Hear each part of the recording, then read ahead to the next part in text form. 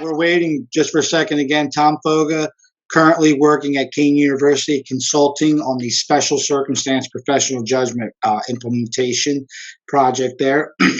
30 years of financial aid experience here in New Jersey, starting at Middlesex County Community College in the 2-year sector, graduate professional at New Brunswick Theological Seminary, worked for Higher Ed Student Assistance Authority as a consultant at St. Peter's University in Jersey City.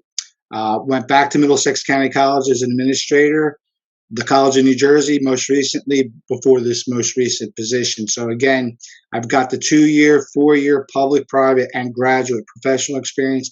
And I've also worked for the state agency. The only thing I haven't done is work for the U.S. Department of Education.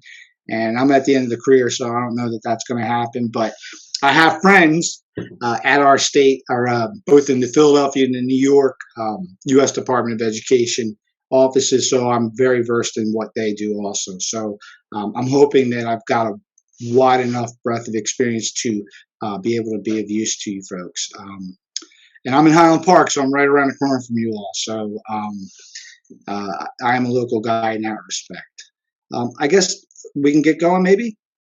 Everybody, right? Okay. Yes, Mr. Foga, I just had one thing. I think that the waiting room, because you have a host capability, you may have to continuously admit. So I'm not sure. Oh, absolutely. Yeah. Oh, I got you. Yep. Or okay. Thank you. No, and I'll be mindful of that. I'm sorry. Yep. So if I see someone pop up, just let them on in, right?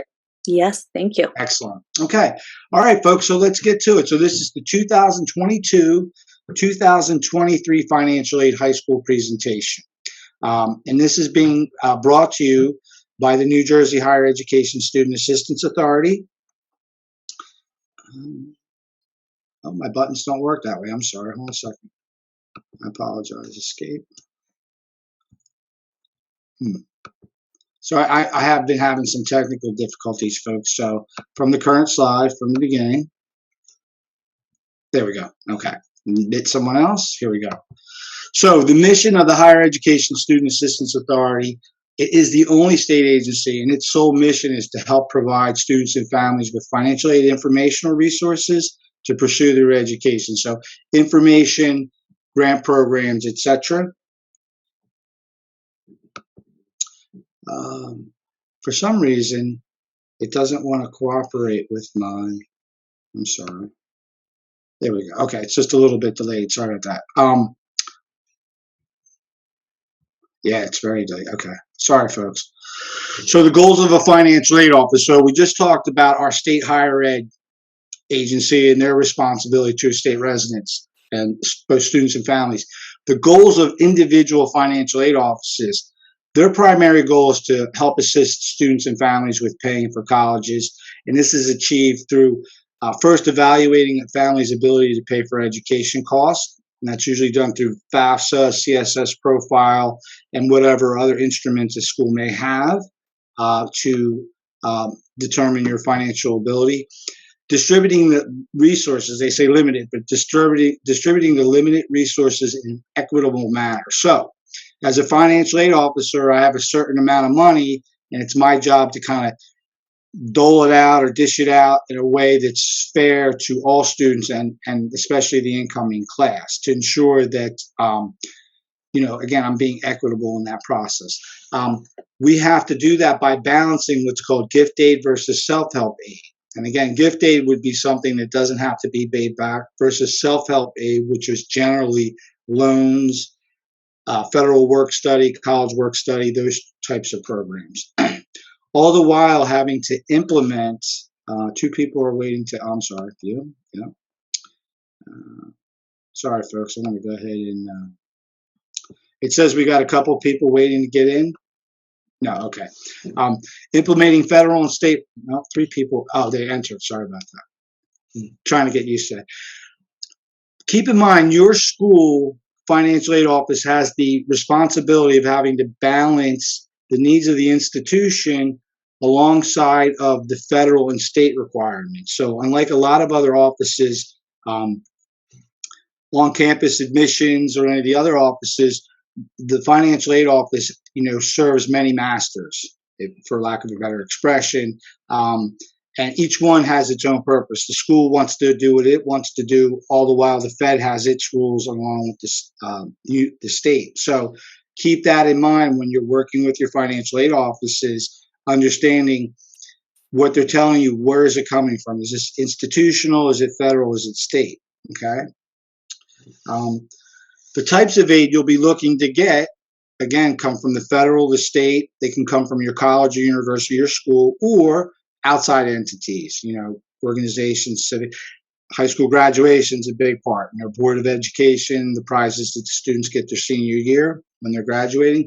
And that aid can come in a couple forms. Grants, as we had said, do not have to be paid back. And generally, grants are considered or generally come from the federal and state government. Scholarships, again, is money that doesn't have to be paid back. And that's generally coming from the institution and or from outside entities. The loans, again, can be federal loans. They can be private loans, okay? And employment opportunities, federal work study, residence assistance, student ambassadors, the folks who give the college tours, who work with the admissions office to help to recruit your student to their school. Those are the different forms or types of financial aid that are normally out there for students and families to take advantage of, okay? Net price calculator. Federal government requires that all schools provide a net price calculator on their college website. And the point of that is to provide the student and families that consumer information to let them know, as a full-time first degree seeking student at their school, what does someone like me normally get? So whatever your profile may be, you'll feed in some characteristics, income, assets, there's general information.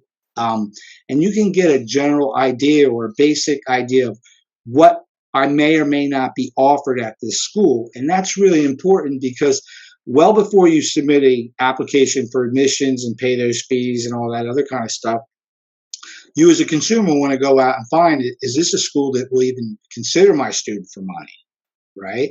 And then that makes you the informed consumer and helps you to kind of do that side of the research. To find potential good financial fits. Types of financial aid, we'll go back again. This gift aid grant, so these are examples of what the federal government gives, the U.S. Department of Education. Pell Grant. If a student is eligible for Pell Grant, regardless of the school, they're eligible. It's an entitlement. They automatically get it, okay? SEOG grant is the Supplemental Opportunity Grant. That is also a grant, but it is campus-based, meaning that the school is giving a certain amount of money ahead of time and that they administer it. So it's a first come, first serve, and it has certain criteria. So unlike the Pell Grant, if I'm eligible for the Pell Grant, whether I go to Middlesex, whether I go to Princeton, whether I go to Rutgers or anywhere else, my Pell Grant goes with me, and I can count on that. SEOG, though, is something that would be available at the school, but it would be a priority thing. So again, that's why it's important to apply early. The Teach Grant, which is called a GROAN, because the idea is this money is to help with students to pursue teaching certain subject areas and certain areas to study. And if a student gets out and decides not to either teach or not to teach the subject or in the area, this grant becomes a loan. Little caveat at the bottom, these are the current year awards, and that next year's awards are subject to change. Generally, financial aid either stays the same or creeps up a couple dollars. So I think it's best case scenario, you can kind of use these numbers for next year. And obviously, if there's more money, then that's just better. Okay. Our state grant, the tuition aid grant. Okay. Again, this is available to state residents going to state school. It's also available to state residents, and those can be students who are DACA or Dreamer students. State of New Jersey does not determine eligibility for their grant based on U.S. citizenship status, but rather residency in New Jersey. Like all financial aid, students must be an approved degree, and for this type of grant, you generally have to be full-time. The exception would be if you're attending the county colleges. The county colleges will allow a student to receive a state grant less than full-time. But if your student is planning to go to a four-year school, in-state, public, or private, they would need to be full-time And in the standard fall spring semester, that's generally 12 credits a semester, which is anywhere from 3 to 4 classes depending on the number of credits. And then they would have to maintain that status in order to receive that grant. The federal Pell Grant can be given based on 3, 6, 9, 12. So the federal government is very flexible in terms of course load and receiving the grant. In addition to the state tag grant, there are specialized programs such as the EOF program. And Cindy had spoken about that earlier, that you're going to have a workshop on that soon. That's fantastic. Educational Opportunity Grant is a program that is not only another source of grant money, but more importantly, it is a source of academic and what I want to call administrative or student life advisement. So in a lot of instances, you get money for school or you get support, but rarely do you get a program that deals with the entire student, financially, academically, and because this program is geared towards educationally and economically disadvantaged students, there's a lot of time spent mentoring, right? Making sure that the EOS students do their financial aid application, that they get help with the processes, because a lot of times they are the first generation to go to school, that their family, hardworking folks, don't necessarily have that experience or that understanding of what the college process is for financial aid, etc. And EOF is a great program and provides a team and what I like to call is 360-degree support on a student. They deal with all areas of it. And I think it's, so if your student is potentially eligible for that, you want to seek it out, because I can't say enough good things about it. Governor's Urban Scholarship, real quick, information on that. I don't know that Edison High School qualifies for the Governor's Urban Scholarship. That's something I have to look at, and it's only at specific schools. New Jersey Stars. A lot of us may or may not be familiar with New Jersey Stars, but again, if you're meeting this criteria, your student can come out of high school, go to the community college for the first 2 years, and essentially have their tuition and fees paid for, transferring into the junior and senior year at the four-year school, where they will bring a grant or a scholarship along. New Jersey Stars does not cover the full tuition and fees at the four-year college for the junior and senior year, but it does provide that annual scholarship, and this is more merit-driven. New Jersey Stars for the first 2 years is what's called a last pay scholarship. So if your student happens to be eligible for federal Pell Grants and federal state grants, they may not actually use the New Jersey Stars money because their federal Pell Grant and their state tag grant may pay the bill, but they will have the status so that when they move on to the third and fourth year, where their Pell Grant and state grant will only pay for part of the bill, then that New Jersey Stars will kick in, which is a nice feature. So a lot of families, a lot of students get upset because their first 2 years, they're like, where's the Stars money? But they understand their Pell Grant, their state tag grant is paying the bill. They're maintaining their Star status so that when they do move on to the third and fourth year, where even a maximum Pell Grant and a maximum state grant doesn't necessarily cover the entire bill, this New Jersey Stars will then supplement that. Okay.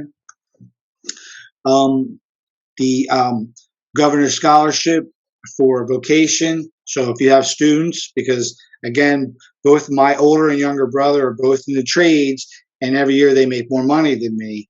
And we certainly need folks to consider that option too. Remember, post-secondary education can also be in the technical fields. It isn't always necessarily traditional college. And again, when you go to those technical schools, they charge money just like the private and the public colleges, and therefore you need to be aware of that these potential scholarships are out there. New in the last year or so, the Community College Educational Grant. So I wouldn't have been a New Jersey Star student. I didn't have that academic level. I was pretty good, but I certainly wasn't in the top 15%. But my family would have met that adjusted gross income. So that meant I could have gone to community college for free, even though I may not have had the academics like my Stars colleagues, because I did have the financial situation. I would be able to qualify for this. And again, this is also a last pay scholarship. So again, if a student is receiving a partial Pell Grant or a TAG grant, then the community college grant may pay for part of it. But the idea is between all the resources, these families should not have to take out of pocket for tuition and fees. Really good program, very good incentive for the two-year school for those students who are considering that. Beginning Garden State Scholars, our Garden State Guarantee beginning next year, fantastic for your high school seniors, that in the last 2 years, similar to the way that the Community College Opportunity Grant works in CCOG, the Garden State Guarantee will then provide that same benefit at the junior and senior year. So this is really, really fantastic. Again, families that are in that situation, sometimes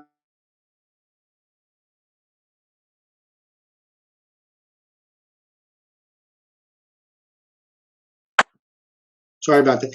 Folks, how soon did I miss much? Let me start from the top again. Again, Garden State Scholar, available for students in their 3rd and 4th years, similar to the Community College Opportunity Grant. Again, will help those families with AGIs up to $65,000 that may not qualify for enough grants to pay the bill. AGI up to 65,000. Definitely. I'm sorry, say that, sir? There was a comment. I'm sorry, I missed it. Okay, I'll continue on. Sorry about that. Again, another avenue to make college affordable in New Jersey for that last 2 years. So that is big. 3+1 degree completion program. So again, Governor Murphy was very big on this. Another opportunity for students to save money in acquiring a 4-year degree by going to a community college for the first 3 years. The first 2 years, you earn your associate's degree. Your 3rd year or your junior year, essentially, you do at the community college, you pay the community college rate, and then you transfer into your 4-year college for the last year. So again, another way for folks to reduce the cost of a 4-year education by having an alternative route or another way of achieving that. Self-help gap shortfalls. We talked before about self-help. First thing would be monthly payment plans. All colleges have some sort of payment plan. Most colleges don't require that the whole bill be paid by a payment plan, so it can be used in conjunction with financial aid. Students may have grants and scholarships. In the balance, families may not want to take loans, and therefore they can do a payment plan. We have a question. Someone raised their hand. I see a hand. Yes. There. Yes, I wanted to know, there was a differences between what's a loan, what was guaranteed loan and private loans or federal loans? We sure are. We're going to get to that right now. So federal direct loans. So there are federal loans. So back in the day, it used to be called the guarantee student loan. And then it evolved into the Stafford loan. And now it's the federal direct loan. And for people who are really way back, the National Student Defense Loan, back with Sputnik. But there are basically, to answer Maria's question, there are basically 2 types of loans.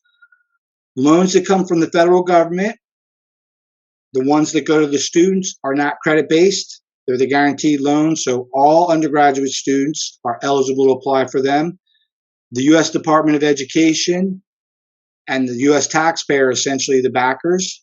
So students don't need a cosigner because we're backing the loan. Anything after that, I call a credit contingent loan because there's a credit element involved. So I'm going to stop right there. I see a question from Shreya, I think it is.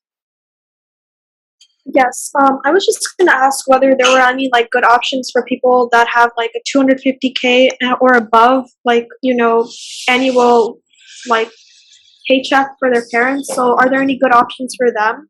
Because so far I've only seen one. So you were talking about our middle class brothers and sisters who don't necessarily qualify for grants and scholarships from the federal government. Generally, depending on the type of school, all students, regardless of their parents' income, are eligible for federal student loans. They may not be eligible for grants. And for those cases, in that situation, that's where choice of institution and applying to outside entities for scholarship becomes critical, because clearly, and we're going to have a slide a little bit further down that shows a family of 4 in New Jersey with an adjusted gross income of $120,000 is not going to be grant eligible. So half of what you're saying will potentially put a family outside of the state and federal grant range and puts them in a situation where they're more loan oriented and or scholarships either from the school or outside. And we'll talk about that in a minute. I think it's Lakshma. I'm sorry if I pronounced that wrong. She has her hand up. Yeah, Please. hi. Yes. Hi, Hi. Thomas. My son is in H4 visa, which means he's a immigrant status and he's a dependent on my visa. And he doesn't have a SSN. So I saw in one of your slide, you said the state had some scholarship for the non-immigrant, right? I mean, who doesn't have a citizenship, they can apply. Can we apply without SSN for him? Unfortunately, the H1s, the J1s, the F1s, because you have a status in the country, unfortunately, Él iba pasando aquí un slide. hold on, let me finish the question. Any of that is a valid status in the country. So even though it's not a citizen or eligible non-citizen, unfortunately, you don't qualify to participate in either the federal or state program. The state only allows for students DACA, undocumented students. So in your case, as an H1 and your child being H1 dependent, you have a status, you have a valid status, but unfortunately, it does not allow you to pursue the traditional federal and state financial aid. So for international students, essentially, is what an H1 student would be categorized as. That's more about institutional and private scholarship and private loans for international students. So a student would not be eligible to participate in any of the federal or state programs, unfortunately. Okay. I'm going to go ahead and continue on. So big thing again, when we talk about loans, federal loans to the student automatically gets them deferred while they're in school. If anything that's subsidized, the government or the taxpayer is paying the interest. Anything that's unsubsidized, the student is responsible for the interest. When you see federal plus loans or anything of that nature, credit-based loans, which we'll get here. So these are types of credit-based loans. New Jersey has a product, New Jersey Class. The federal government has a product for parents. And the traditional Wells Fargo, Sallie Mae, Citizens Bank loans that are out there. Those all have a credit component. So I like the term credit contingent versus private or alternative, because the federal government's not private or the federal government, but the federal Parent Plus loan has a credit requirement. The New Jersey Class loan is a state product. It's not a private product, but has a credit component. Okay, so it's very, very important when you look at those types of loans that you're aware there is a credit element involved. Okay. Private scholarships, obviously, because I was kind of listening in on the counselor workshop ahead of time, schools determine how they use their money, whether it be academics, anything on the left-hand side or the right-hand side. And again, that's why it's kind of important to use that net price calculator, because you want to kind of feed in some preliminary information and get some feedback on what potentially things my student may or may not be eligible for. Okay. There was a question to, I think it was Ms. Szymanski, about how schools consider students for academic or merit-based aid. And that's generally, most schools, is through the admissions process, because when you're submitting the admissions information, you're giving the grades, the test scores, the references, the outside activities, all the things a school would use to determine eligibility for merit-based aid. Okay. Again, merit has nothing to do with the FAFSA or the state process. It's really about the institution. It's really about your student's application, what's in their portfolio. Okay. And these are the things you want to be talking to these admissions officers, because generally the financial aid office is going to defer to those folks unless it's a combined office, admissions and financial aid. Most of the places that I've worked, it's been separate. So I would refer you back to admissions, because in those cases, they generally determine who gets the money because it's their job to put together the class, right? They put together a freshman class every year, and they have to use their money the way they see fit to attract and recruit those students. Okay. The three types of applications that are involved in general financial aid applications. The first one, studentaid.gov, that's the screenshot for the FAFSA. The FAFSA application, basically everybody in the country fills it out, and you will fill it out every year that your child is in school and that you want them to be considered for financial aid. The second one is the Student College Board application, kind of in the middle. The CSS profile is generally, and we'll talk about it in a minute, is more towards private schools with significant institutional aid and criteria that are over and above what the FAFSA requires. And then the bottom is a screenshot of the state application specifically for the Dreamer or DACA students. Because the DACA students, the Dreamer students, cannot complete a FAFSA. They do not have a Social Security number or the proper status. The state created an application that replicates the FAFSA, and so those students will go directly here and complete this application. They will not go to the FAFSA.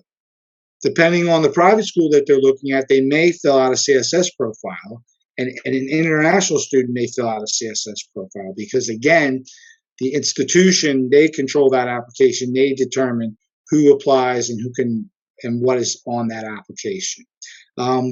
I have two hands up again. I think Maria first. Oh, no, thank you. You answered that already. Thank you. Okay. I think Lakshma again. Hands up. And I apologize if I'm butchering your name. No question. Okay. So this talks about the CSS profile. 400 colleges left in the country that use it. New Jersey Stevens Institute is the only school that uses it. Princeton doesn't even use it. And generally, it's going to be private schools because they need an instrument to determine how to give out their institutional money, which often has criteria that is over and above what the FAFSA requires. As you can see, they'll ask about businesses. Some schools ask about credit card debt, your primary home, which is not allowed to be looked at on your FAFSA. Okay, and a lot of other things. The big one is the non-custodial parent, right? Because on the FAFSA, the student only has to give the custodial parent. If their parents are divorced, the parent that they live with is who they provide information with. But in the CSS profile, a school can not only ask for that information, but they will ask for the non-custodial parent, so the divorced parent that the child doesn't live with. So be mindful that this is a more extensive process, but it is because you're being looked at for much more aid than what the FAFSA can speak to. Okay. The FAFSA information, 2020 is going to be opened up tomorrow, correct? Yep. It opens up. It's going to collect your personal financial information, and it's going to create an expected family contribution. That's an index that schools use to determine eligibility for federal state programs. And a lot of them that don't use the CSS profile will use that to help determine eligibility for any institutional need-based aid, not merit aid, but need-based aid. Because again, when we say need, we're talking finances. When we say merit, it's not financial, okay? Students are going to do that on the web, can do it on their phone. They're going to be required to use the 2020 tax information. FAFSA always requires the tax information from 2 years prior. And it will give you an opportunity to use the IRS data retrieval tool if you're eligible, okay? Before you go out to do the FAFSA, you need to make sure that student gets an FSA ID, and if you're a parent and this is your first child in college, you are also going to get an FSA ID. At least one parent in the household, at least a custodial parent, is required to sign the application. You get the ID one time and you use it every year for the balance of the time they're there. If you already have children in school and you already have an FSA ID, or you're a graduate student yourself or just finished your undergraduate and have an FSA ID, that's the same ID. You do not need to create another one, okay? Generally, we're talking about dependent students, 18 right out of high school. They generally are going to provide parent information. So again, it's going to be a student and a parent signature. You're going to get that FSA ID. Please put it in a safe place. You're going to use it once a year. If you mess it up, it can be fixed, but it takes a little while. It's kind of a little bit painful. We talked previously about the IRS data retrieval tool. That's the opportunity in the FAFSA application to pull your income information directly from the IRS into the application. You must meet certain criteria. So if you're a married couple and you file jointly, you can do it. But if you're a married couple who file separately, you cannot do it. Okay? If you're a divorced parent and you file head of household, you can do it. Your children, if they file a tax return, they certainly can do it. The idea is the data retrieval tool can only pull in one tax return.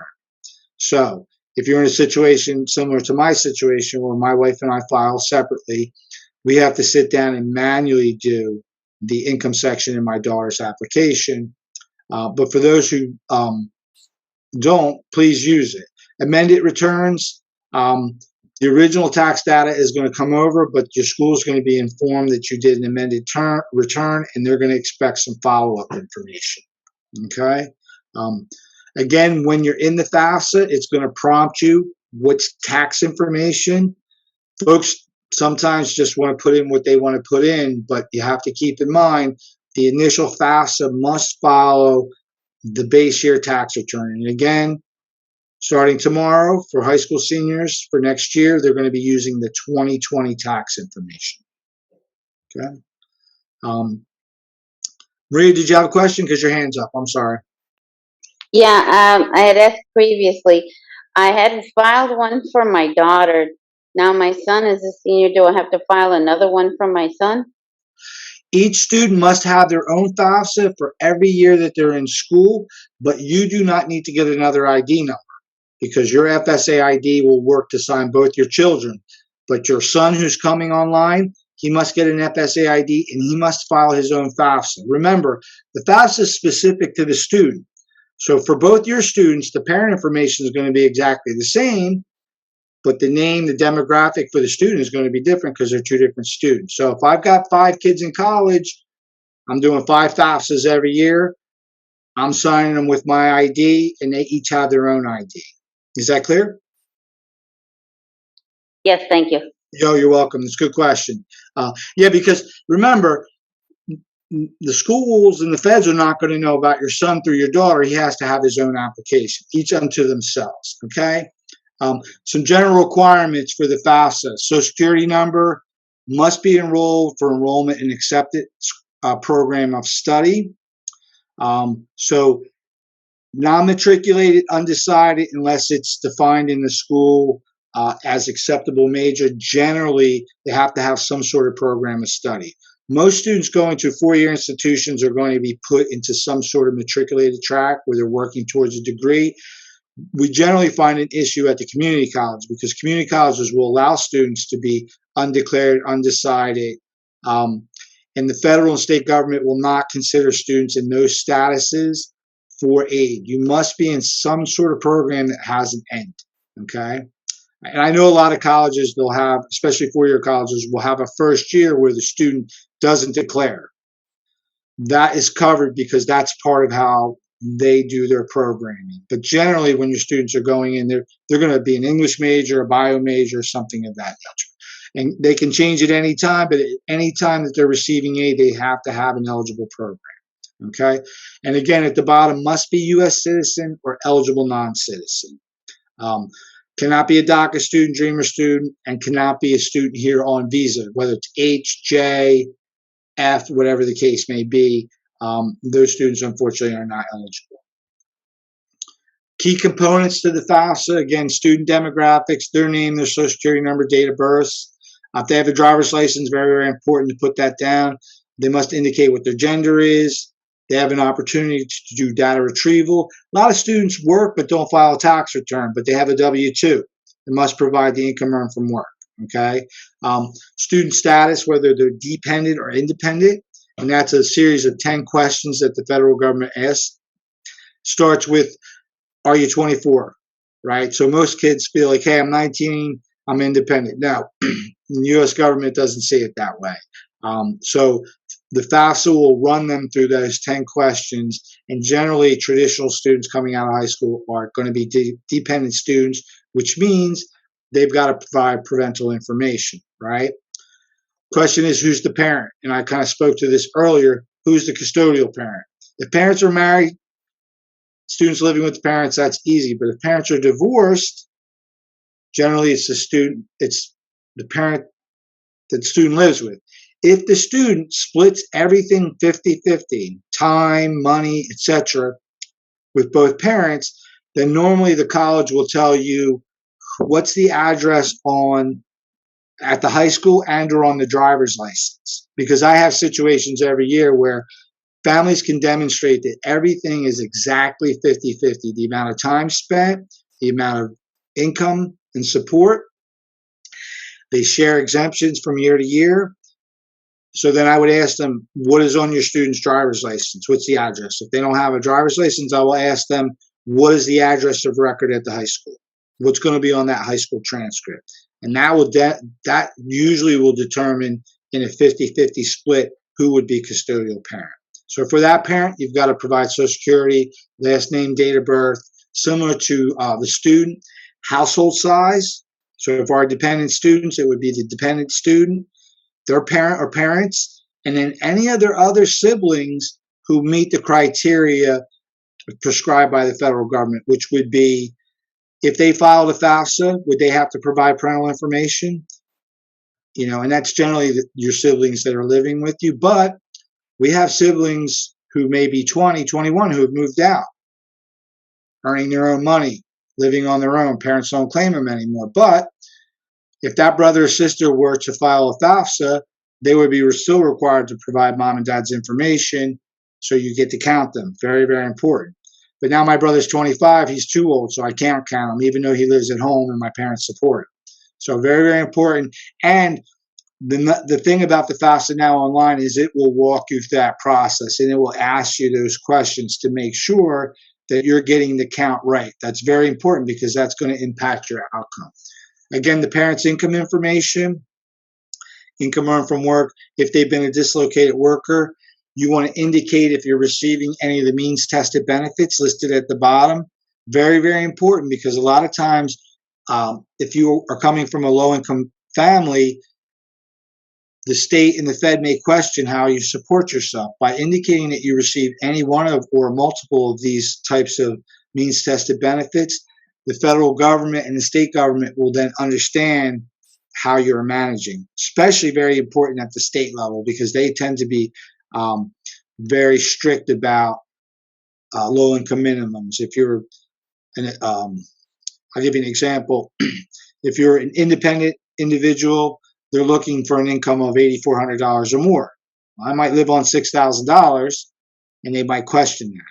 If you've got a family of 3 and one in college and there's $10,000, the state might want to know, well, how are you making it happen? When you indicate these types of benefits, they start to understand how it happens, and they tend to bypass you, versus someone who didn't indicate that. You may get a call or an email from the state saying, we're verifying you because we question the amount of income, right? A quick note, SNAP is available to college students, especially since COVID, with families and students being in a situation. You can take care of that, take advantage of that situation. The last point on here, FAFSA is free, and you can list up to 10 colleges at a time. Student doesn't have to be admitted to the college, doesn't have to have applied, okay? You list the 10 colleges, all the colleges you list on the FAFSA are automatically released to those schools. After you've processed the FAFSA, if you decide that you want to add schools or change schools, you can go in there and you can do that multiple times. So each time you go in, you can take schools in and put new schools in. And each transaction will communicate that information to the colleges. Question, Maria? I'm sorry, I just missed your hand. I'm sorry. I had a question. Okay, go ahead. Yep, please. Are you going to cover what is covered under assets, where it says parents' income and assets? What all are considered assets? Yeah, we're going to go at the very end, and I got the PDF version, because there's always a question about assets or investments and 529B. So I'll save that for the end, because I'm going to give you the PDF from the feds that kind of really spell it out, kind of very plain in English for you. So, and Okay, now thank that's you. for the, and real quick, again, that's just for the FAFSA. Again, what the CSS profile may ask for, you can assume will be over and above what the FAFSA is asking for. So what I'm going to show you at the end of the slide is specifically to the FAFSA, what's considered investment, what's an asset, and how 529Bs are treated. Okay? Let's go on to the next one. This is a slide shot of what it looks like when you successfully complete that FAFSA. It's a great feeling. You got through all that. At the end, it's going to let you know that the state, if you're a state resident and you're certainly looking at state schools, they're going to prompt you to go into the state New Jersey FAM site, because the state government requires the student to log in, and they have a portal for that student, similar to like the school where they have a portal where they do their business and certain things like that. Certainly at the colleges, every student has a portal that they go in and they register for classes, pay their bills, view their financial aid. HESAA has its own portal. Now, parents, very important. Federal government, you will be on the FAFSA. So both you and the student will get an email and have access to that FAFSA. The state only deals with the student. So parents, it's incumbent that you make sure that your student goes into that website, sets themselves up, and then does the follow-up, okay? Because again, unlike the Fed, where both the parent and the student are communicated to, the state only deals with the student, okay? All right, so common mistakes on the FAFSA, very important. Student get their name and social security right. So however their name is spelled on their social security card is how it should go on the FAFSA. The correct date of birth, because the FAFSA information is going to be matched against the social security database. That's why it's important to make sure that the name appear exactly the same. Every year I see this mistake. Student forgets their middle initial, spells, uses their nickname instead of Thomas, I use Tom on it. Well, that's a mismatch. If I forget the D, my middle initial, because it's on my social security card, that's a mismatch. So it has to be exact, okay? Parent section versus student section. Because parents are more and more filling out the FAFSA on behalf of their students, they oftentimes will put their income information in the student section and in their section. And it's obvious when I see a FAFSA where the student is making the exact same money as the parent. You know what happened. It was the parent, because the kids don't know how much money the parents make, so you know it was mom and dad that did. So you want to be mindful at the end. The federal government won't question that. You put in income, they'll take it and they'll process it. They're not going to question the fact that you make, $250,000 and your student makes $250,000. It's a valid response and it will process, but you need to be mindful of that. There's you go back, check that stuff. Number of people in the household. Okay, because again, it's going to impact your eligibility. So you want to make sure you get the count proper. Don't be putting in more people in there just because, my nephew lives with me, my uncle lives with me, whatever the case may be. I claim them on the tax return. The IRS rules for exemptions versus what the federal government wants for family size on the FAFSA are not the same. Okay, so be mindful that you follow the rules or follow what's applicable. Again, divorced, remarried households, a lot of times the custodial parent gets remarried and they assume they do not have to put the step parent information on there. At the time of FAFSA, if the parent is remarried, you must put both parents, the parent and the step parent's information. Okay, and I know this bothers a lot of people, but that's how it has to be done. A lot of times you may not have been married 2 years prior, so you both filed separate tax returns. That information has to be combined and provided on the current FAFSA, okay? Taxes paid versus taxes withheld, okay? So very important to follow the line, because again, this is another place where folks put the wrong information in, you're going to get an incorrect outcome, okay? And again, the school's not going to question that until it comes up later, and that could, create a big change in a student's financial aid package or what they're eligible for, including untaxable Social Security. Federal government does not want to see your Social Security. It's a federal benefit. It's not on the books, okay? Again, parental and student assets. at the time, and we'll talk about this at the end, what has to be shown, what doesn't have to be shown. 0 is a number, meaning if you're asked an income question, such as, do you get combat pay? No, I don't, Mr. Foga. 0. Okay? Don't skip the question, both in the student and parent section, because not providing an answer to an income question will basically give you an incomplete calculation. And so it'll be a reject and you'll have to go back and fix it. So again, if you're reading the question and it doesn't pertain to you, answer 0, always with an income, okay? College grade level, very important. I'm doing that right now at Kane. I've got 50 freshmen who said this is my first year in college and I'm pursuing a graduate professional degree. So for the federal government, they got Pell Grant, but for the state, they said you're ineligible because your grade level, graduate students don't get TAG grant. Now, we go back and clean those up, but that's a very common error, and that delays students' eligibility. So make sure, student may have all well intention to go to graduate school, get a PhD, but their first year in college, they are a first-year student, and they are either pursuing a 2-year degree or a 4-year degree, okay? And they're not a graduate professional student. So you want to be mindful of those things because, again, on the federal side, they may be eligible and you think everything's fine, but then they're ineligible at the state. The state will tell you that you're ineligible because your grade level. And that's a fixable thing, but unfortunately, a lot of families don't go back and fix it. And then skipping the gender question. So you must answer the gender question. Federal and state verification, I kind of been talking about that. That's an instance where either the school or the state has to verify income, asset, and family information on the FAFSA application or on the state site. So you may be required to provide tax returns, proof of the assets. You may be required to provide worksheets where you explain everybody in the family, their ages, their relationship to the student, who's in college. The federal government, that's the responsibility of the school. So your school will be the agent for the federal government. So if your FAFSA is selected for verification, it's the school's responsibility to follow up with you, and you will provide the school the information. If the state selects you for verification, the state wants to hear from you directly. And this is often a place of conflict. Tom, I sent you all the tax returns. Why is the state asking me for them? Because the state won't take them from the school. They want them from the student. Okay? A lot of times I will help as much as I can to facilitate that process. But at the end of the day, the state, because they're only dealing with state residents at state schools, they can deal with you directly.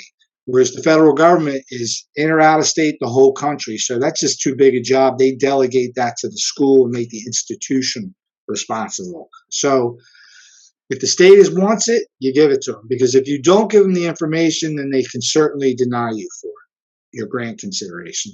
So important, again, to go back and make sure you're working with your student on the HESAA NJ-FAMS module or portal to make sure there isn't any information that's being asked for, because again, you're not going to get the email.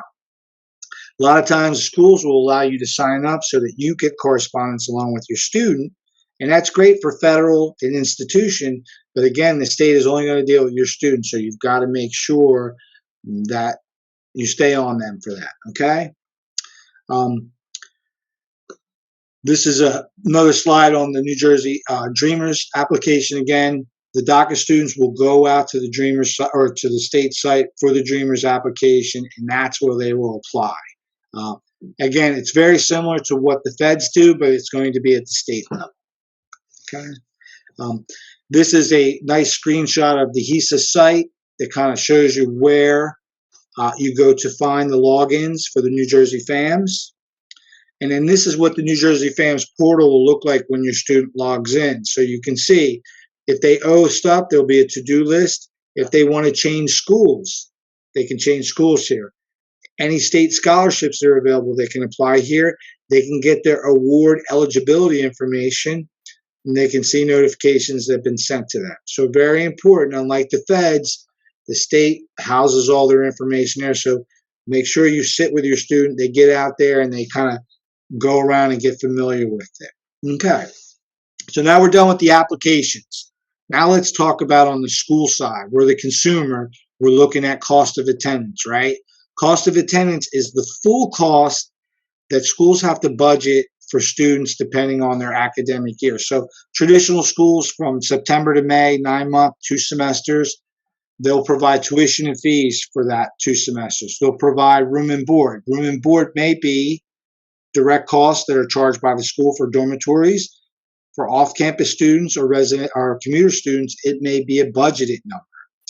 Books and supplies, generally budgeted number, because again, based on major, the book costs can vary based on semester. Courses taken in a semester can range widely. Any equipment, for those students who are art majors or engineers or folks who have equipment or things that they have to buy and maintain, there's additional costs. Transportation. If a student is going to commuting school, getting back and forth to school is critical. If they're a residential student, not as critical, but if they're going cross country, right? If somebody's coming to New Jersey from California or vice versa, transportation for that student is important. When they go study abroad, transportation becomes a factor, okay? Miscellaneous and personal. So from these 3 categories, I like to talk about direct and indirect costs. Tuition and fees are always a direct cost because you're going to get billed directly for that. Room and board, if you're not living on campus, you're not getting billed for it, okay? But if you are living in a dorm and buying a meal plan, it's going to be on your bill. Books and supplies, unless you're at one of those schools where they package that stuff, generally they're not billed, and students are required to go out and buy those things on their own, okay? So when you're looking at cost of attendance, you want to kind of break out what things can I expect. Tom, you can certainly expect a fall bill and a spring bill tuition and fees, right? And again, if your student's residing on campus, that's going to be accompanied with a room and board fee, right? If they're not living on campus, then I'm really only looking at tuition and fees. Again, books and supplies normally are indirect. Again, there are schools that do bill that stuff and package it, but generally, you've got to be prepared. I got to give the daughter the credit card because it's time to buy books, right? Those types of things. So, and I say that because when folks look at cost of attendance, like looking at that sticker on the automobile or cost on the house, you need to understand what part's the mortgage, what part's the tax, on the car, what part are they actually going to charge you, what part they aren't, okay? Loan fees. Part of going to school because lenders can charge fees, so that can be part of that. Study abroad cost, right? Generally, study abroad is more expensive than a regular semester, but those costs will be broken down and you'll see where those costs come in. Dependent care, how a lot of students, not necessarily the traditional students, but folks who are going back to school who have children that have to be taken care of, that's an indirect cost of going to school, and that can be included. Expenses related to disability, and then any cooperative education programs, things of that nature. Unexpected costs, remediation class, right? So a remedial course costs the same as a credit course, but the difference is it's not going towards a degree. So that often means that students are going to spend a little bit more time in a grade level, okay? Changes of major, 1 to 2 years, right? Depending on when it happens. Transferring, again, if you transfer and you're not in a, say, articulation agreement, like in New Jersey, where if you go to a 2-year community college and you're in proper track and you complete all the required programs or courses, you can transfer into a 4-year school as a junior and not lose any credits. But we're all aware, either personally or we've heard the horror stories where a student, has gone 2.5 years and they decide to transfer school. And the school they transfer in says, oh, that's very nice. We're only going to accept a year's worth of your work. So you essentially have to now make up that time. So you want to be mindful of those things. Unpaid internships, right? I know I worked all summer for my book money and the money that I needed for school. If I had to take an internship, which was part of some academic programs, and I couldn't work all summer, I don't know how I could have done that, to be honest with you. But that is a possibility, and we hear the story about unpaid internships. So first you'd like your student to get a paid internship, but that's not always the case. And again, it might be an academic requirement. And it might happen during a time when they're usually making money to help for the academic year. That's something you need to plan for. Planning for study abroad. I love study abroad. I've never heard a student that went away that didn't have a positive experience and love it and didn't grow from it. Okay. But it is costly, right? Spring break, trips home, pledging, the trips home important. Spring break, pledging, those are things to me that aren't as critical, but they do happen. Moving expenses and summer storage. So again, if you send your student cross country, you may not want to bring that stuff home every year. First, you got to get it out there. And then once it's out there, maybe you just want to store it for the year so you're not paying to bring it back. So these are kind of unexpected costs that won't be covered in the cost of attendance, but are reality of student life. Okay. The expected family contribution. So we talked previously that you're going to do this FAFSA, and they're going to give you back this expected family contribution. I consider it an index number, okay, because it helps the financial aid administrators determine programs, federal, state, institutional, etc. It isn't necessarily what parents are going to pay out of pocket. And to be honest with you, sometimes parents are paying it out of pocket either through supporting the child through living at home or commuting expenses or a lot of other expenses. Okay, so again, your indirect cost that you may be providing for your child may be equal or greater than what your expected family contribution is. Okay, but it isn't necessarily, Tom, you got a $20,000 EFC, so you need to pay the first $20,000. No, that's not necessarily the case. Okay. So as we had said before, we got the $250,000 example. This is a standard example. 4 in a family, 1 going to college, $120,000 annual income, and they've got $20,000 in asset. Their expected family contribution is $20,830. That's a big number. I mean, that's not a lot of money in New Jersey, $120,000, especially this half of the state. But that's what the EFC is going to come back at. Now, you've got to take that contribution, and now you've got to go out and shop it against the different types of schools that you're looking at. So we have a nice little grid here where we have community colleges, least expensive sector, state colleges in the middle, and then your private colleges or university. See the difference from almost $6,000 all the way up to $45,000, right? And $45,000, let's be honest, is kind of cheap for some private colleges and universities. Your EFC is the same, regardless of where you're going. So at the community college, you have no financial need. The expectation is this student is only merit eligible and eligible for an unsubsidized loan, okay? At the state college, the student has a little bit of merit. Okay, so the school could give, they have a little bit of need. So the school could give them some need-based aid. So there's some room there. At the private college or university, there's a significant amount of need, and therefore the college could come back and give a significant amount of institutional funds in the need category. Okay, and that's why it's so important to look at all the sectors, not just to look at the state colleges, but clearly to consider private colleges and in and out of state, because again, a school may cost more money, but there may be more money to bring to bear in the financial aid package. Quick, the cycle of financial aid, as you know, we're getting ready to kick it off October 1st, completing the FAFSA. Generally October through March for incoming freshmen. And really March, I think, is kind of late. I think October to December, because most schools, you're going to be doing your admissions applications in the fall. So you're going to want them to have that FAFSA information by at least New Year's or thereabouts, so that as they're offering you acceptance to the school, they can also be working out packages based on your academic and your financial information. February to May, again, schools are sending out award letters or offers, and students are mulling them over. May 1st is historically the National Acceptance Day, and so anytime after May, students are committing to the school.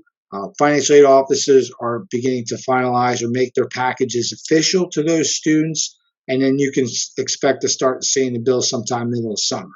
Okay, where do I go from here? Again, all the different schools that your students are looking at, you need to get out to those websites to look at those admissions deadlines and look at those financial aid priority deadlines, right? Because you want to always be in first. Okay, so whatever school has the earliest deadline, get your FAFSA done by that time, and that means everybody else will fall into place.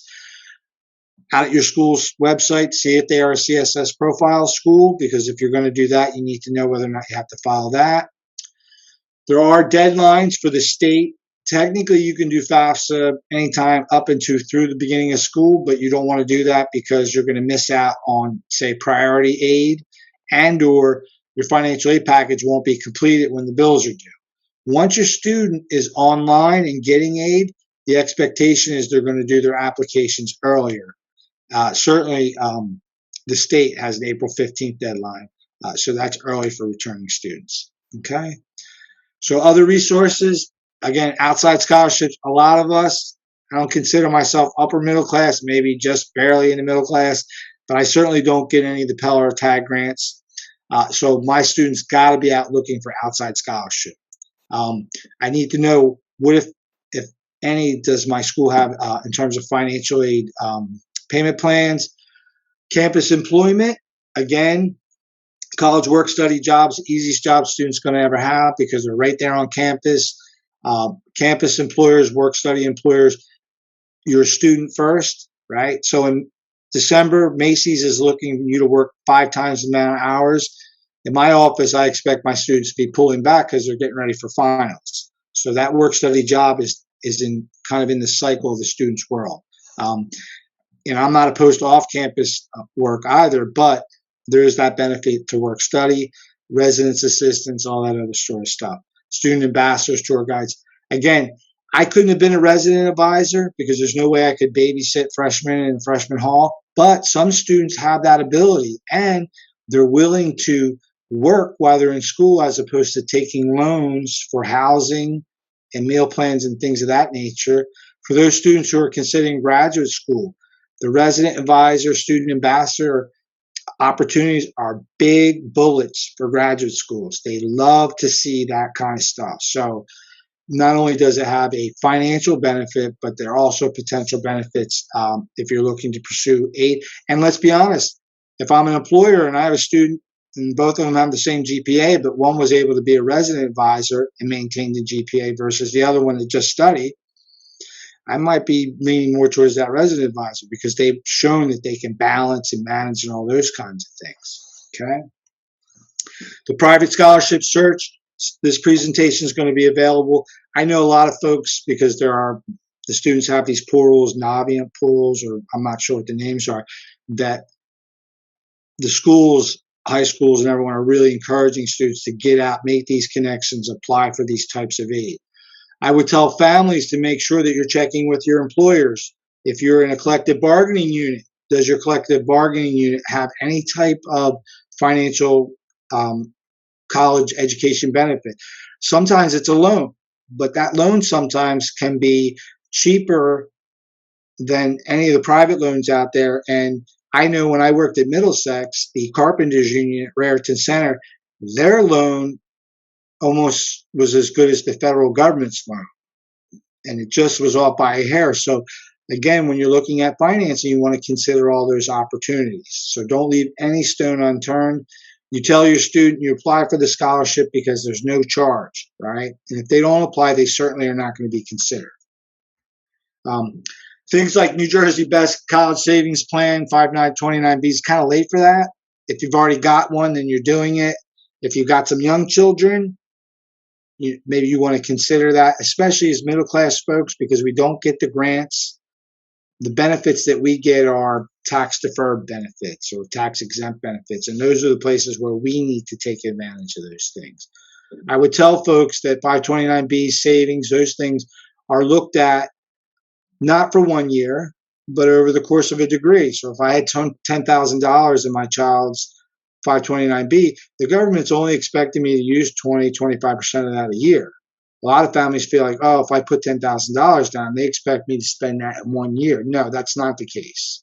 The government understands that you've saved that money for that degree, and that degree is not earned in 1 year necessarily.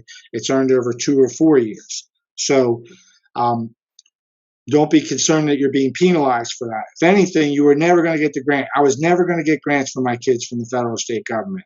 My benefit was to save money ahead of time, take advantage of the tax benefit, and understand that the Fed is going to expect me to use that. The state's going to, but they're going to expect me to use that over the course of the degree. Okay. Question. Yes, please. I was under the impression that the 529 plan could be used for any colleges, in-state or out of state, but what your slide is saying is only for in-state? No, that's not true. So it can be used any in or out of state, public or private. Because this is a state higher ed commercial, they kind of plug their program. But be clear, your 529B goes wherever your child goes, whether it's in-state, out of state, whether it's public or private. Use it at the graduate level for them. It's their money for that. But yes, So why? Go ahead, sir. So why did the previous slide say only for NJ? The second bullet point over there. Because because they're advertising their specific NJ Best program because this is a state product. But if you've got a 529B from Charles Schwab, Mr. Schwab says you can take that anywhere, right? This is specific to New Jersey. So on the record, this is their commercial for their program and for state schools.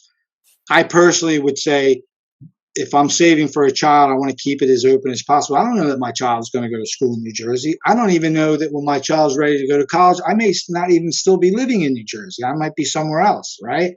So again, to speak to you, this is more of a commercial for the HESAA folks and their product, okay? 529Bs that are not New Jersey Best can go anywhere. I have 520. It's not New Jersey Best. Okay, it's Franklin Group or something like that. So I can take it wherever I want to take it. So again, and thank you, sir, for the question and for the clarification. This is specifically for the state's New Jersey Best program, 529B version. And again, I wouldn't want to limit myself to just the state because I can't guarantee that my students is going to be in state for sure. Because, for example, we don't have a veterinary school. If my student wants to be a veterinarian, they can't do it in New Jersey. What good is my 529B then? So I wouldn't want to necessarily limit myself. Does that help? Yes, thanks. Okay. No, thank you. Good question, sir. Thank you. The HESAA sites for their main site, New Jersey Grants, the class, and then the FAMs, their customer care line. Now, before we go to questions, real quick, escape, I want to bring up the asset. So bear with me a second. I'm still sharing, right? Your screen sharing is paused. Yes. I want to go get that because we always, especially the Edison folks, they're very sharp folks, you all. So I knew these questions were coming, so I wanted to make sure that, that we had, bear with me, the PDF, the asset information. So let me minimize all this and as you can see, I'm not the techiest guy. I apologize. There we go. Google Chrome. Whoops, that's not it. So as Mr. Foga is working on the next slide, I wanted to address, because this came up earlier. So if a parent has over a certain amount, whether it's $250K, $500K, it still would make sense to fill the FAFSA out because you are sending that information, your income information, to the university. After this first step, after you've done it the first time, as a high school senior, you have to constantly renew every year before the semester begins. When you're in college, you have to renew your FAFSA in order to show the income of your family, whether or not you qualify for loans, whether or not you qualify for student or parent loans, grants, or work study. So that is how your loans would be dispersed as well. I can just give you an example. One year, I think it was my junior year of college, I had forgotten to file FAFSA. I had registered for my classes.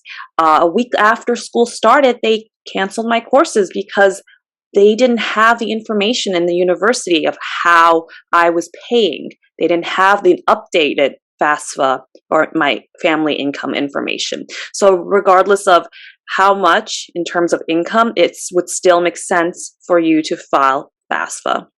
And then after the first time, it's just renewing it every single year. And again, to go back to that slide where we showed private colleges and universities with a $45,000 cost of attendance and a family with a $20,000 EFC, they have significant need, but that school would never know that unless you submit it to FAFSA. Okay, and that's why it's important to know what your FAFSA results are, what your EFC is, and what the school's cost of attendance, because you subtract one from the other, and if it comes out positive, then that's a school that potentially could give me need-based money. If it's a school that the number is negative or zero, then I shouldn't expect any need-based money from that school. But clearly, you want to do the FAFSA.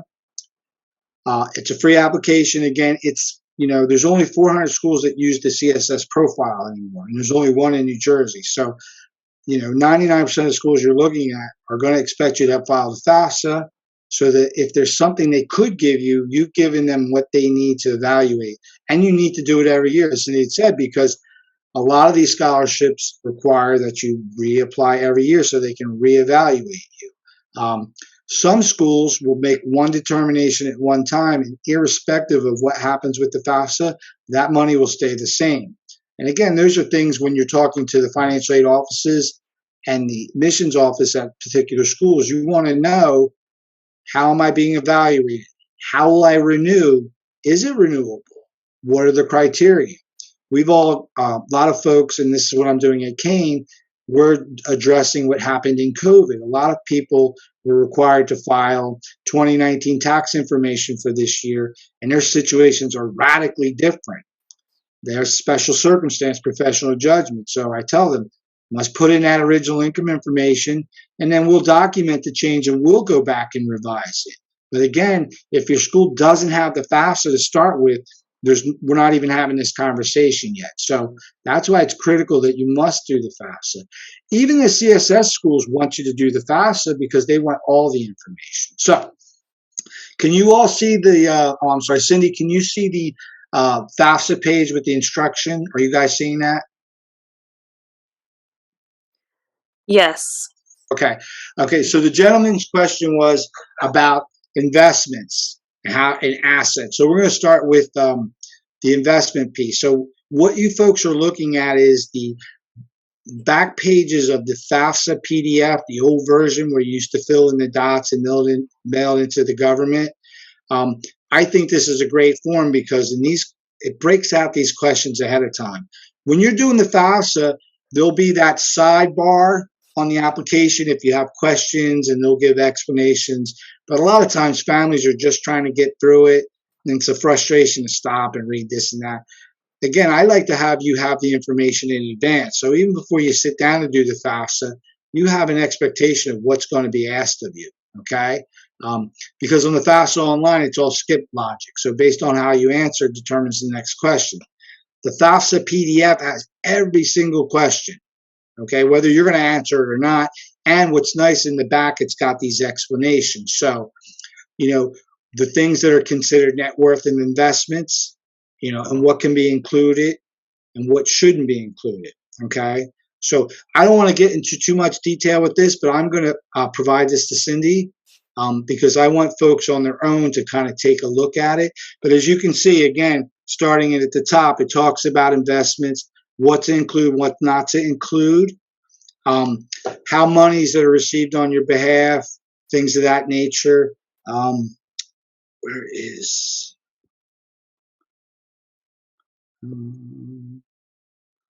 talks about dislocated worker because a lot of people have experienced that. They've lost their job, and guess what? Their industry's gone. That's considered dislocated worker. That's not just being unemployed temporarily, but if you have experienced a major layoff and those kinds of things, your industry's been wiped out. There are things that the school can do, and this is a toggle that you need to check. It's very, very important. And each family, I believe in the privacy, and that's why I would want you to kind of look at it on your own.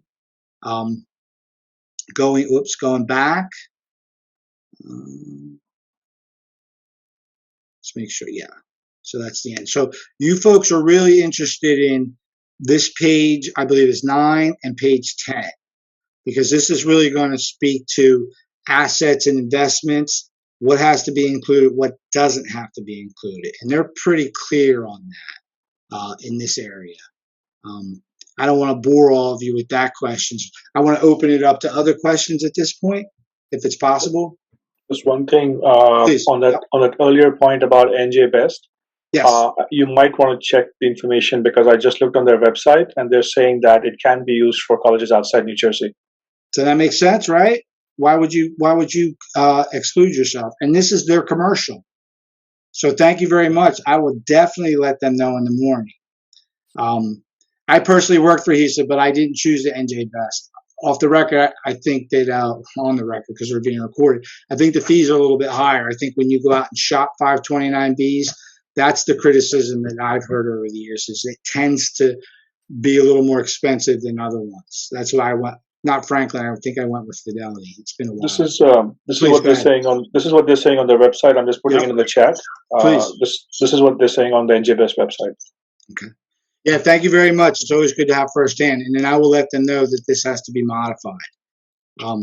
For the record, I'm not supposed to touch the presentation. I have to present it as is, but thank you very much because I can let them know. I bring in these extra pieces like the PDF because this is a federal document, so HESAA won't necessarily give me a hard time per se because, again, their information is based on what you give the Fed, so we want to make sure families are putting down just what they need to put down, okay? Not any more, not any less, okay? I think Raj has another question. Hey, Tom. Hope all is going well with you during this pandemic period, first of all. Can you hear me? It's kind of, you're like, it's a little crackly. How about now? A little better. Go ahead, sir. Okay, very simple. When we go to fill the FAFSA out, is there a help desk we can get in touch with? The question is, when you're filling out the FAFSA, is there a help desk? Yes, there's a 1-800 number for the federal processor. If you have questions while you're doing it, that's kind of tricky. Generally, folks will save the application, call the student center, service center, and then get that answer.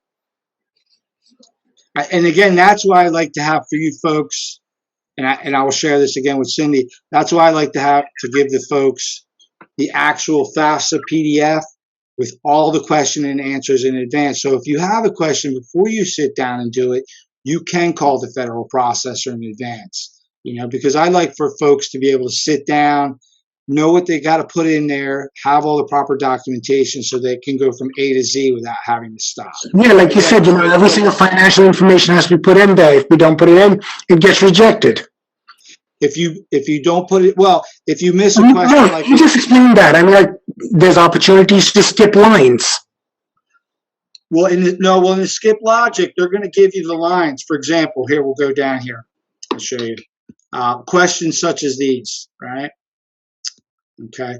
This section right here.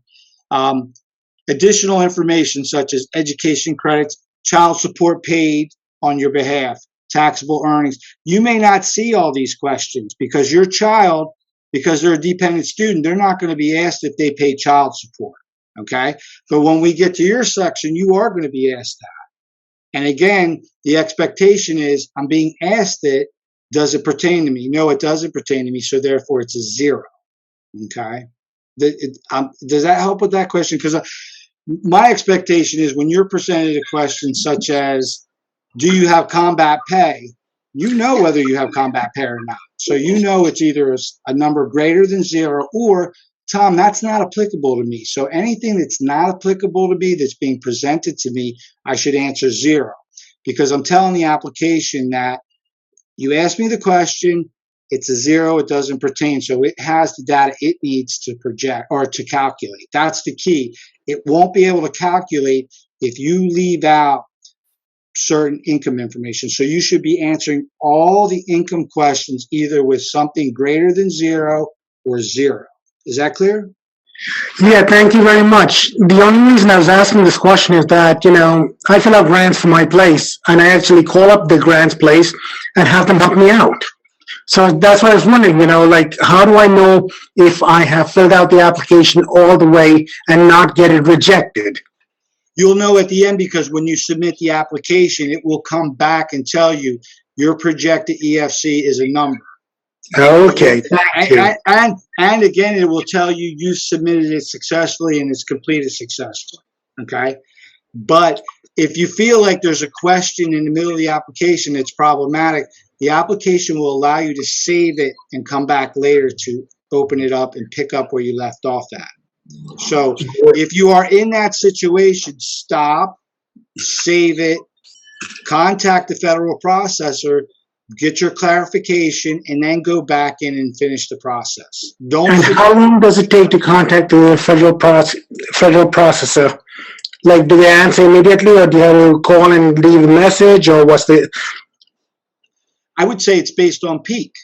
I think starting October 1st, call volumes will be high, but there's call centers, and I've never been known to have a callback. You may have to wait a few minutes, but it's like anything else. Remember, application for the country is going to open October 1st.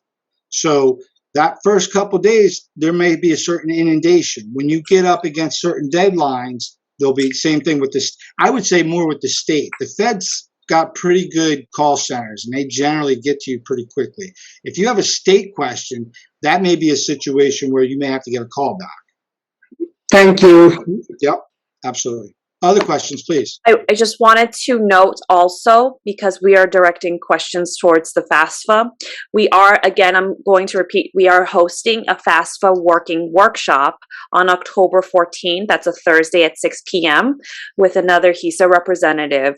It will be a working session once you have an FSA ID ready and you have your 2020 tax return in front of you, where we will go through page by page, slide by slide of the actual application itself. So we have the slides and we also have the page by page, because you have to click through each page in order to input this information. That is on our counseling webpage if you want to take a look from last year's recording as well as PowerPoint.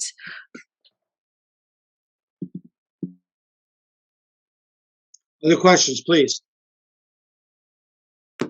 And this is only for the senior students, right? Not juniors. No, juniors will not apply until this time next year. Okay, thank you. But having gone through with your senior, you'll be ready to go come next year. You'll be a veteran at that point. So the only thing is just new tax return. You'll already have it on file. So I do have some questions that were submitted prior to the event. I will read off some of them. So we have parents who have multiple, students in college that will all get factored into the FAFSA.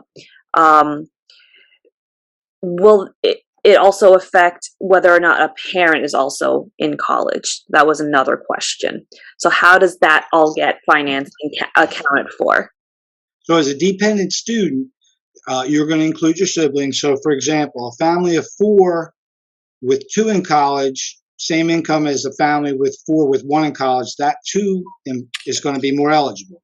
Okay, because the idea is same family, same income has to pay for 2 students in college. So therefore, their contribution cannot be as big as the person with 1 in college. Okay, the parent is generally not included in the dependent student's household for number in college. Okay, and the reason was years ago, the federal government figured out that parents can game the system by going to the community college and taking one course and adding them into the number in college. Okay, so I got 4 and 1 in college, but if I go take a course now, I got 4 and 2 in college. The federal government said, nope, you cannot do that because you're affecting the EFC in a manner essentially gaming it. Now, if you are a parent and you are going back to school, you can definitely include your children as the number in college, because the idea is if the parent is actually filling out the FAFSA, they're pursuing a degree, they essentially their income is being now split over them and their children. Okay, when your children go to school and what your parents do shouldn't impact it. So again, and there are tools out on the web, FAFSA Forecaster, other places where you can plug in your information even before you do your FAFSA to get an idea of what your FAFSA is going to come out at. And if you play with those family size numbers and numbers in college, you'll see that it does affect the EFC. But generally, the parent of a dependent student is not going to be included in the number in college. Okay, so I would say, but definitely the number in college of the siblings is definitely going to impact the EFC. Doesn't necessarily cut it in half. So in our scenario where we had a family of four on $120,000 and the EFC was $20,000, if the second child comes into school, it doesn't mean that they're going to cut that EFC in half and each one is going to be $10,000. It's going to be a number less than that, 20,000, but it isn't necessarily dividing it in half. Okay. Also be mindful that child's graduating coming off, okay, will reduce the younger child. So if I'm the third of three and when I go to college, I've got two other siblings in college, but then by the middle of my junior year, they're both graduating, that's going to make my EFC higher. So those are the things families have to think about long term, not just the first year, but how will that be impacted over the 4 years of that child's education? How many other children in the house will be in school, when, and at what time? You have to consider the overlap. Very important. Okay. Next question, please. You may have mentioned before in terms of the CSS profile. So one student noticed that, one is, they're required for certain schools. I know the answer to this, but Sure. one, FAFSA is free, CSS is not. Why do some schools require both? Some of the private colleges, for example. Okay, so, well, for example, I happen to be a kid under that $65,000 range, and I actually qualify for Pell and TAG grant, but I want to go to Stevens, right? So Stevens needs me to do both because in order for me to get my Pell grant and my TAG grant, I had to have completed a FAFSA.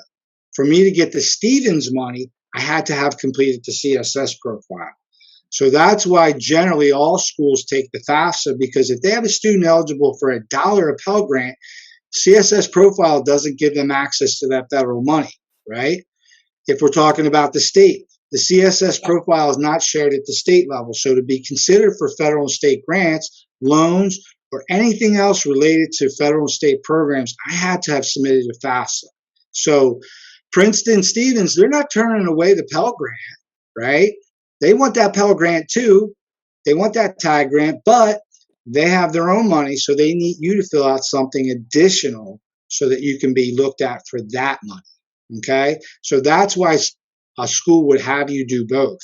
And yes, the CSS profile, they do charge, and they charge for every additional school. So unlike the FAFSA, student can put 10 schools in each time, do it 10 times, they could communicate to 100 schools over 10 versions. But the CSS profile is going to charge you for the first one, and they're going to charge you for each additional one. Again, you fill it out because those schools have money that you're being considered for. And if you want to be looked at, you have to give them that information. But just like I think admissions applications, $70, $100, you don't want to be doing 10 or 15 of them. That starts to rack up. So you want to kind of have a good idea of where you want to go.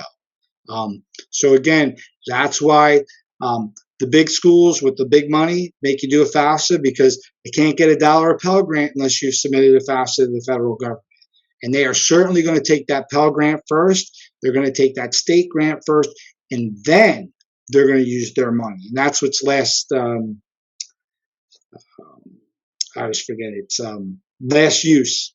So they're going to use up all the federal state stuff first, right? Then they're going to go into their pocket, okay? You got to give me the next one.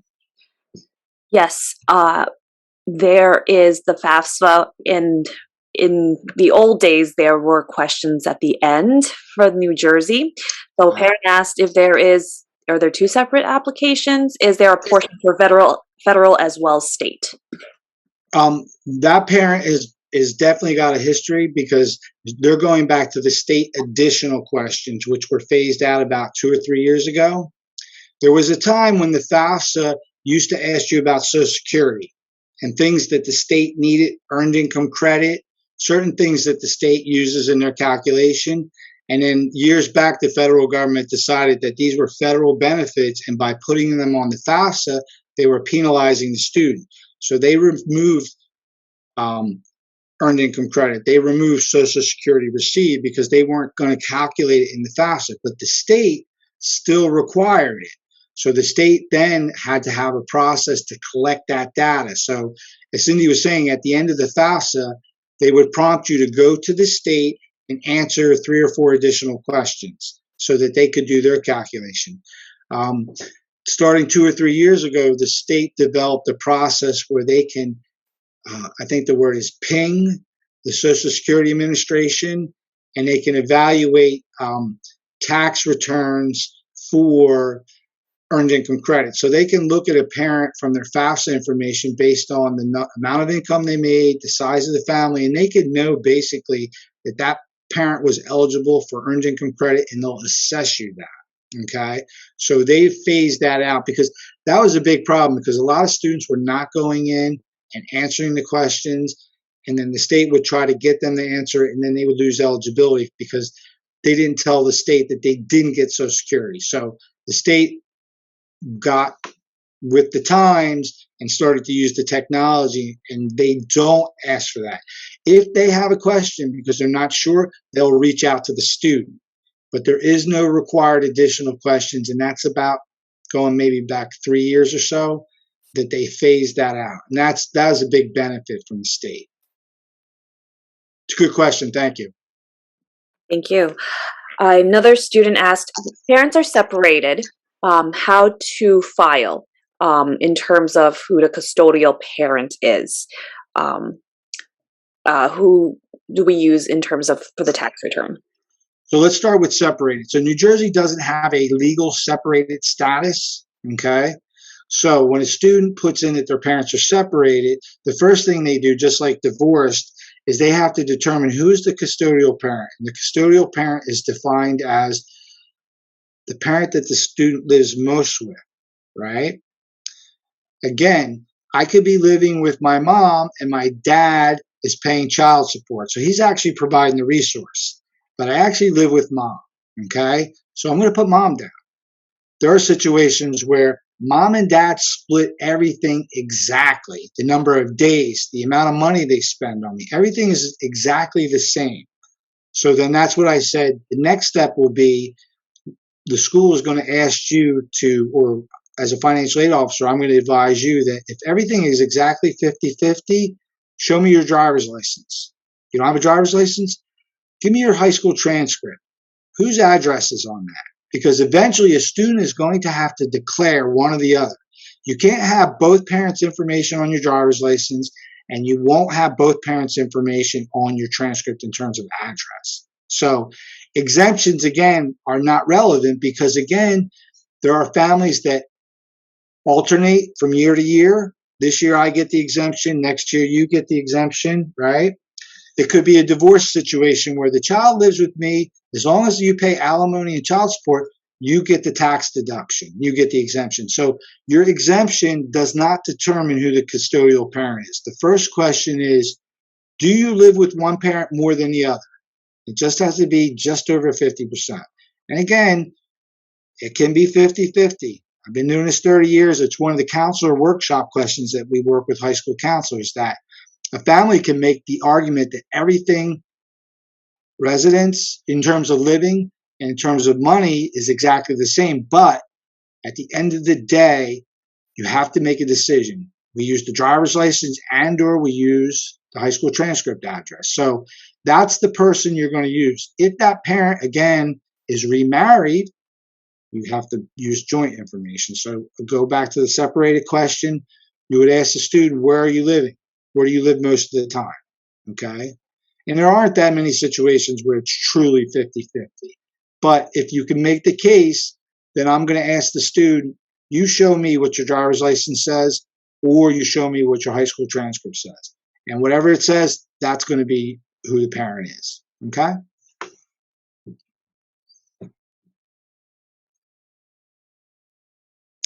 Next question.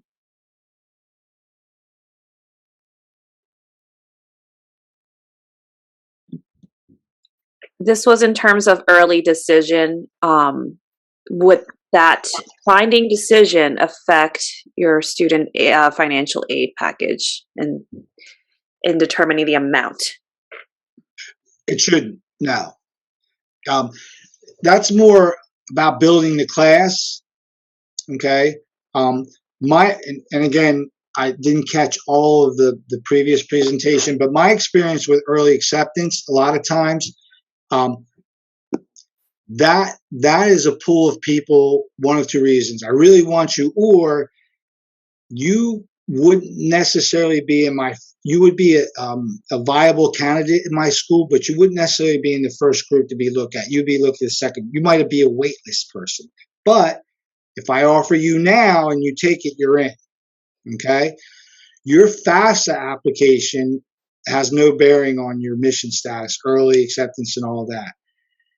Generally, the school is going to offer you whatever institutional aid they're going to offer you based on your portfolio and or your FAFSA. And whether you're going to be offered in October or February, that package is essentially the same. Now, there are schools, I'm at Kane right now, they give a small scholarship for early action, okay? And if you didn't take that early action, they would pull that money. You'd still get everything else, but that was tied into early action. As a financial aid administrator and coming from a consumer perspective, I'm not the biggest fan of early acceptance, but I do recognize for students who might just be on the cusp of what a school is looking for, and they really want to go to that school, and that school says, we'd really like to have you, but you get this offer now, because if you go in the general pool, you're probably going to get waitlisted or something of that nature. So they're giving that student that option to get in. Your package should essentially be your package. I still don't, and to be fair, I don't still understand all the binding stuff. We're talking 17, 18-year-olds, and, how do you lock into that? So for me, the early acceptance thing that's why I use the net price calculator. That's why you do all the consumer stuff up front, because you want to kind of have an understanding, if my student gets an offer, what should I expect? Right? And is that package, does it stack up against what other schools may offer me in regular admissions? Is it worth it for me to wait? Right?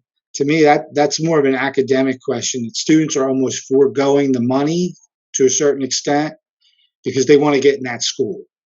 And this is their opportunity to guarantee that they're going to get their spot. So, it's a tough one to answer. That I would put on admissions folks, because that's their game, essentially. On the financial aid side, our stuff really should be the same, regardless of whether you early accept or you don't take it and you come later, whatever the case may be.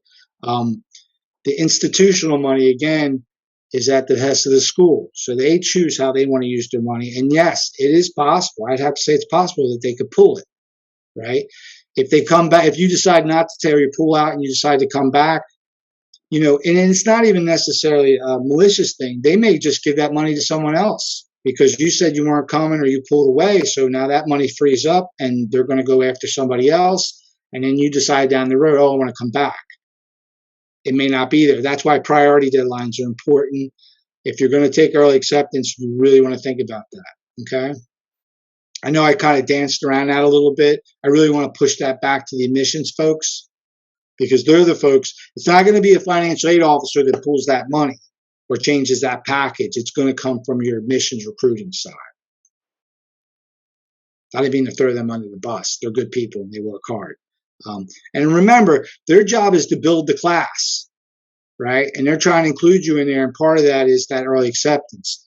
And hopefully you you would get a nice package. But again, my experience has been those are the students who wouldn't necessarily be first come or be top picks in the general population. So I'd have to think that their credentials are good, but not necessarily as good as the folks that they would be competing in the general pool. And therefore, you'd have to assume that they may not get as much money. And that, again, that money certainly would be subject to being taken back if they decide not to take it. I'll stop there with that. Next question. The parent has a question regarding retirement. So both parents are retired and has inherited stocks from, let's say, grandparents or a significant amount of money. How does that affect financial aid and how it is reported in the So you're saying that the student's parents are retired and they've passed on money to the student? No, I believe they've inherited stocks. So the parents themselves have inherited stocks. So their only base of income is through investments.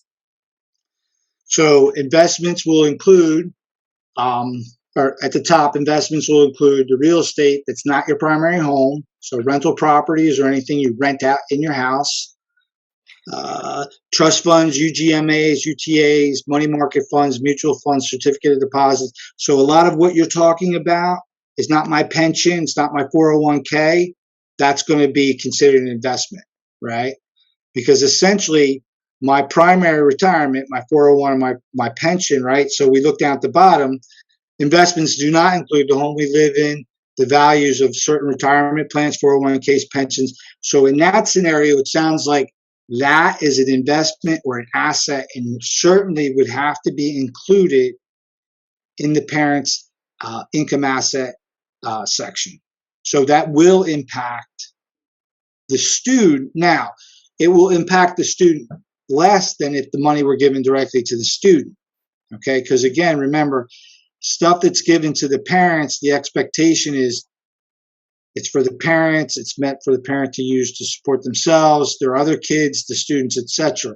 Anything directly given to the student is expected to be used towards the cost of education, okay? So the percentages or the weightings are going to be much different. But again, in that scenario, yes, that's going to impact students' eligibility without question because it's going to factor in as a resource.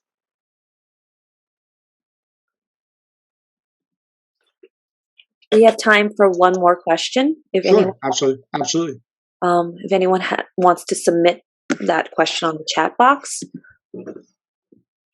I want to thank that parent again for that commercial. I got to fix that commercial from HESAA. That's problematic. That's Edison Group is tight. They know their stuff. I love that.